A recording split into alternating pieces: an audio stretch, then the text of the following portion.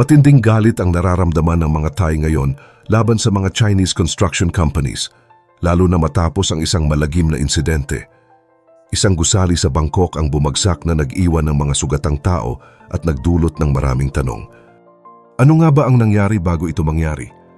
Bakit tila maraming problema ang dulot ng mga proyektong Chinese sa Thailand, tulad ng hindi pagbabayad ng sahod at mababang kalidad ng trabaho? Pero bago po ang lahat, baka pwedeng pa-like ang video na ito dahil napakalaking bagay na ito sa aming content creators. Maraming salamat po. Ang mga kaganapan sa Thailand ay nagpapakita ng galit ng mga tao laban sa mga kumpanya mula sa China na nag-ooperate sa kanilang bansa. Kamakailan lang, isang malaking trahedya ang nagsimula ng malawakang galit sa publiko. Noong Marso 28, 2025, ang State Audit Office Tower sa Bangkok na itinayo ng China Railway No. 10 Engineering Group ay gumuho matapos ang isang lindol. Ito ang tanging gusali sa buong lungsod na bumagsak, na ikinasawi ng 103 tao at nag-iwan ng maraming sugatang individual. Ang insidenteng ito ay hindi lamang nagdulot ng kalungkutan, kundi muling nagbukas ng matagal ng pagkamuhi ng mga Thai sa mga Chinese companies na nagtatrabaho sa Thailand.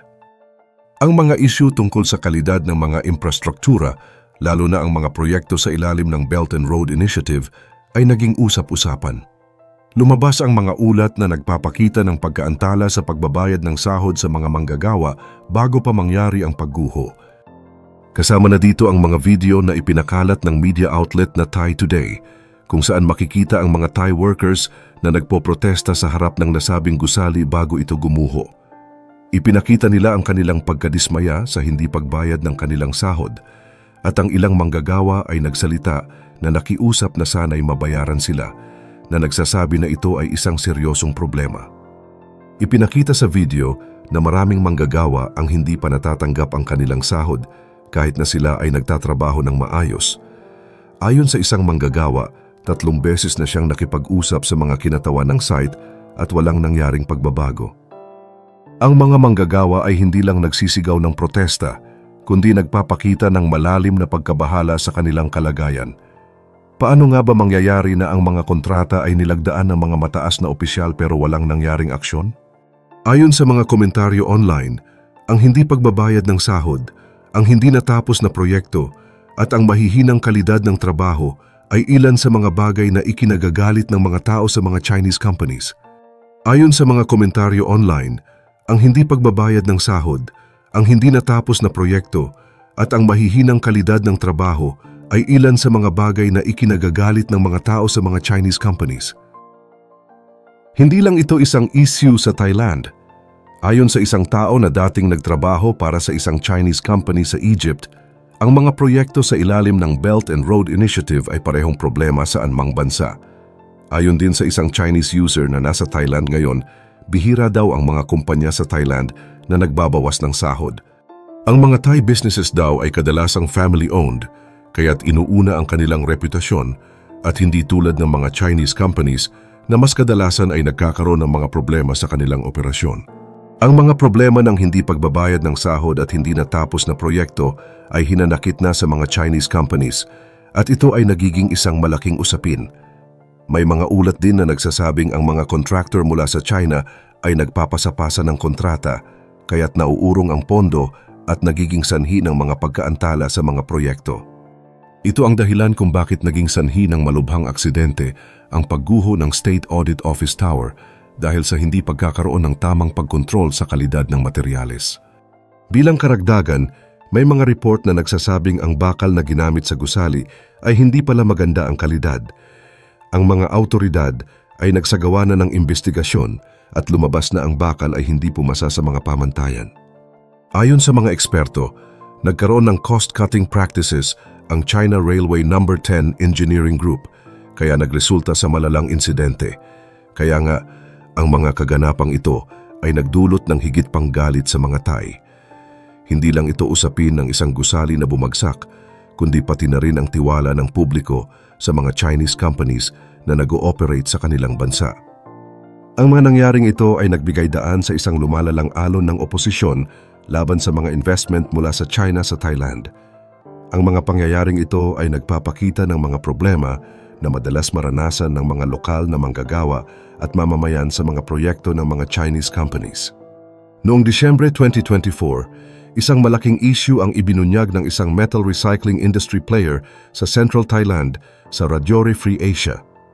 Ayon sa kanya, ang mababang kalidad ng mga materyales, particular na ang bakal, ay dulot ng korupsyon sa mga opisyal at mga hindi tamang hakbang ng mga Chinese companies na nagbabalak magbawas ng gastos. Ibinunyag din niya na ang mga kumpanya mula sa China ay gumagamit ng sertipikadong samples para makapasa sa inspection, ngunit kapag nagsimula na ang mass production, ipinapalit nila ito sa mga dekalidad na materyales. Habang tumatagal, lalong lumalabas ang mga problema sa kalidad ng proyekto na itinayo ng China Railway No. 10. Hindi lang ang kalidad ng mga proyekto ang kinuwestiyon ng mga Thai, kundi pati na rin ang ugali ng CR10 matapos ang aksidente. Ayon sa Thai Inquirer, nang binisita ng Thai Railway Investigation Team ang opisina ng CR10 sa Bangkok, natuklasan nilang abandonado ito at walang sumasagot sa telepono. Bukod pa rito, 4 na Chinese nationals ang nahuli na nagnanakaw ng 32 dokumento mula sa site ng sakuna at pinaghihinalaan na sinubukan nilang sirain ang mga ebidensya. Isang komentaryo mula sa publiko ang nagsabi, "Hindi nagpakita ng taos-pusong paumanhin ang China Railway No. 10 Engineering Group. Sa halip na humingi ng tawad at magbigay ng kompensasyon sa mga biktima, tumakas sila ng magdamag."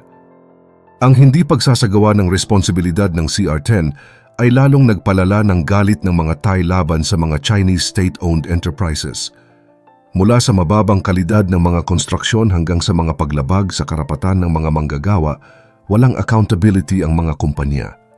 Dahil dito, nagbigay ang Thai Prime Minister ng utos na magsagawa ng isang masusing investigasyon sa lahat ng proyekto ng CR10 at suriin kung ang mga materyales na ginamit ay tumutugon sa mga pamantayan. Ang galit ng mga Thai laban sa mga Chinese companies ay hindi na bago. Noong Mayo 2017, dumalo si dating Deputy Prime Minister Sitjatus Rupitak sa unang Belt and Road Forum sa Beijing, kung saan pumirma siya ng mga kasunduan sa China na may kinalaman sa mga proyekto sa infrastruktura, kalakalan at pamumuhunan. Ang pakikilahok ng Thailand sa Belt and Road Initiative ay nagbigay daan sa mga proyekto tulad ng China-Thailand High-Speed Rail Project na nagsimula noong Disyembre 2017. Layunin nitong ikonekta ang Bangkok sa lungsod ng Nong Khai sa hilagang silangan ng Thailand at magpatuloy sa Laos patungo sa Kunming ng China upang maging bahagi ng isang Pan-Asian Railway Network. Bagamat itinuturing itong isang oportunidad para sa Thailand na makipag-ugnayan sa pandaigdigang ekonomiya, mayroon ding mga malalaking alalahanin mula sa mga residente at ilang opisyal. Ang mga issue tulad ng pagkaantala ng proyekto ay hindi tamang kompensasyon para sa mga apektadong residente at ang pangamba na mapag-iiwanan ang Thailand ng utang ay nagpapalakas ng oposisyon laban sa proyektong ito. Ang mga kahalintulad na proyekto sa ibang bansa tulad ng Laos na nagkaroon ng matinding utang dahil sa mga Belt and Road projects ng China ay nagdulot ng pangamba sa mga Thai na baka mawalan sila ng kontrol sa kanilang mga likas na yaman at ekonomiya. Sa kabila ng mga ito, nagdesisyon ang Thai government na pondohan ang buong high-speed rail project ng mag-isa nang hindi umaasa sa pautang mula sa China. Ngunit dahil sa hirap ng bansa sa pagpondohan ng proyektong ito, may posibilidad na bumalik sila sa dating Rice for Rail na sistema, kung saan ang bayad ay gagawin sa pamamagitan ng mga kalakal tulad ng bigas, prutas o mga mineral. Ang patuloy na pagdami ng mga kompanya mula sa China sa Thailand ay nagdulot ng malawakang pagbatikos mula sa mga Thai, particular sa mga issue ng paggawa, kultura at pang-ekonomiyang dominasyon. Bagamat karaniwang tinatanggap ang pamumuhunan mula sa ibang bansa, marami ang naniniwala na ang mga kumpanya mula sa China ay hindi nakikinabang ang lokal na ekonomiya. Ayon kay Jiren Petra, isang tagapagtaguyod ng mga karapatan, kakaunti ang mga Thai na inaempleyo ng mga pabrika ng China dahil mas pinipili nila ang mag-angkat ng mga manggagawang Chinese. Hindi lamang ito lumalabag sa mga regulasyon ng Thailand na nagtatakda ng quota para sa lokal na paggawa, kundi nagpaparamdam din ito ng pagiging marginalisado sa mga lokal na mamamayan. Dito, pinanawagan ni Jiren na bagamat hindi kontra ang Thailand sa foreign investment, ay dapat magbigay ang mga kumpanya mula sa China ng malaking kontribusyon sa lokal na ekonomiya. Kapag tiningnan ng mas malalim ang sitwasyon, makikita na ang mga produkto mula sa China ay malaki ang naging epekto sa mga negosyo sa Thailand. Sa umpisa, ang mga murang produkto mula sa China ay nakakaapekto sa mga lokal na negosyo, lalo na sa mga industriya tulad ng electric vehicles at solar energy. Ngunit nang lumipas ang panahon, ang impluwensya ng China ay kumalat sa mga mas maliliit na produkto gaya ng mga household appliances, mga restaurant chain at maging ang mga traditional na dishware tulad ng mga chicken bowls. Ang mga bowl na ito na may kahalagahan sa kultura ng Thailand ay ginaya at inimbento ng mga kumpanya mula sa China. Ipinagbibili nila ito sa presyong 1/4 lamang ng halaga ng mga lokal na gawa, kaya't natabunan ang mga Thai artisans. Ang mga mamamayan ng Thailand ay nag-react sa social media at nagtanong kung bakit pinapayagan ng gobyerno ang ganitong mga murang produkto na dumaan sa merkado. Dahil dito, nagpatupad ng mga bagong pulisiya ang gobyerno ng Thailand. Noong 2024, iniutos ni Prime Minister Srettha Thavisin sa mga opisyal na suriin ang mga produkto mula sa mga free trade zones upang maprotektahan ang lokal na industriya. Ang pagsalakay ng mga murang produktong Chinese, lalo na sa pamamagitan ng e-commerce platforms, ay nagdulot ng malaking problema sa mga lokal na negosyo. Ang ilang mga produkto mula sa China, tulad ng elephant pants ng Thailand, ay mga peking produkto na nilabag ang mga intellectual property rights at nagdulot ng mga ban sa kanilang pag-import.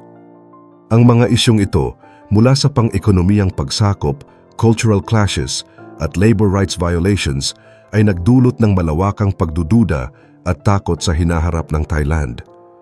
Ang lumalalang pakiramdam ng publiko ay isang palatandaan ng hindi pagkakasunduan at pag-aalala para sa kapakanan ng kanilang bansa.